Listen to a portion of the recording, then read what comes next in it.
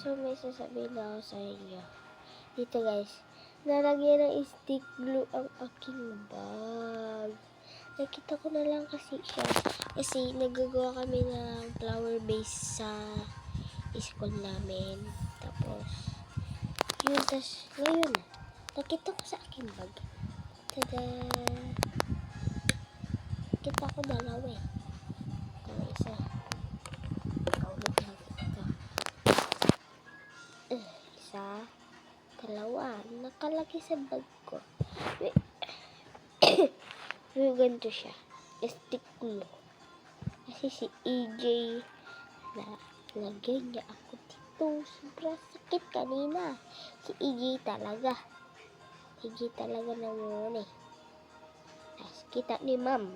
Boom, pinagalitan si EJ. At si Lahira, hinahanap niya ang kanyang stick glue. Binigay ko nga kay Jihana. Oh, binigay ko yung isa. Ito, kay JN. Yun.